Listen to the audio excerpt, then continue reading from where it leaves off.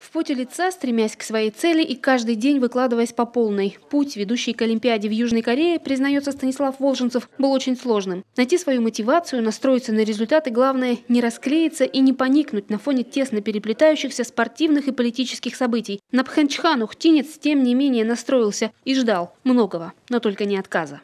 Время упущенных возможностей, потому что я, в отличие от, наверное, большинства спортсменов, уже, можно сказать, так возрастной, хотя таковым себя не считаю, да. Ну, по крайней мере, все-таки мне 32 года на данный день, и все то, что я делаю, мне уже делает гораздо тяжелее, так как спортсмены молодые, у них и запал посерьезнее, мне мотивацию тяжелее искать. Причин, по которым Международный олимпийский комитет приглашение так и не выслал, сегодня не знает ни спортсмен, ни его тренеры. Недоумение вызывает и то, что на Олимпиаду не поедут главные, по мнению Станислава, российские лыжники Сергей Устюгов и Глеб Ретивых. Из 12 положенных мест в российской сборной занята лишь половина. Допущенных до стартов мужчин-спортсменов просто не хватило. Ситуация не лучше и среди женщин. Там из 8 мест пустует 3. Впрочем, не получившая приглашение в Пхенчхан Ольга Царева с сожалением признает, до уровня Олимпиады не дотянула сама. С самого начала сезона у меня неудачно сложились первые гонки, я не отобралась на этапы Кубка мира,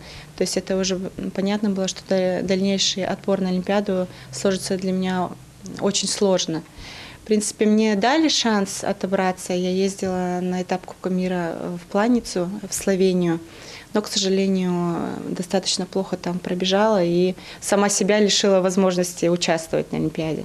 Василий Рочев-старший уверен, решение отстранить многих олимпийцев сугубо политическое. И в конце концов наших спортсменов оправдают. Но время будет, увы, упущено. Я сам выступал в Америке, когда наших не пускали после ввода советских войск в Афганистан. Бойкот объявила Америка. И мы летели, вся команда летела через Монреаль.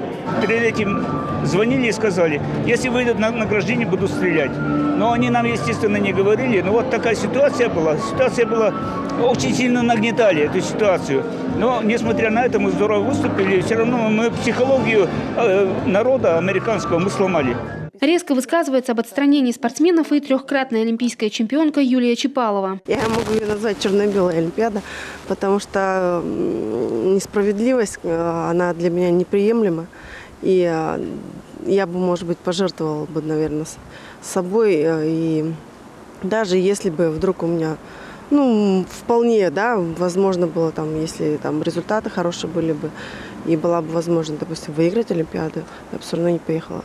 Потому что настолько унизили сейчас спортсменов, и насколько я возмущена, просто, некрасиво, неправильно. Впрочем, некоторые российские болельщики уверены, ехать на Олимпиаду стоит, хотя бы для того, чтобы показать, на что способны наши спортсмены. Валентин Тимченко – зритель из сферы медийной. Ему часто приходится освещать подобные события в средствах массовой информации. Говорит, сегодня нашим атлетам нужно просто сжать зубы, отбросить или перевернуть в своем сознании знаменитый девиз Пьера де Кубертена «Главное не победа, а участие» и доказать обратное. Этот скандал может подтолкнуть к тому, что каждый успех на Олимпиаде спортсмена, который попадет туда, будет восприниматься как часть собственной такой немного победы, потому что мы вот этот предолимпийский сезон, особенно последние 2-3 месяца, очень сильно переживали за них, за всех.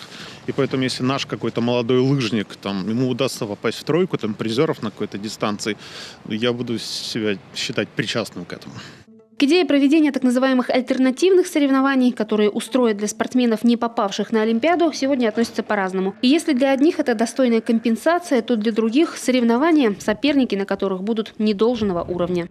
Честно признаться, если я займу почетное место, да, и мне будут присуждать, я скорее откажусь от этого звания, потому что для меня это не по-настоящему, что ли, и все-таки я хочу побеждать и занимать призовые, как минимум, места в борьбе с сильнейшим спортсменом. У тех, кто попал в сборную, есть выбор – ехать в Южную Корею или все же остаться и участвовать в состязаниях в России. В любом случае, лицо нашей страны на предстоящей Олимпиаде покажут именно прибывшие в Пхенчхан спортсмены. Светлана Некрасова, Любовь Филиппова, Василий Янин, телеканал Юрган.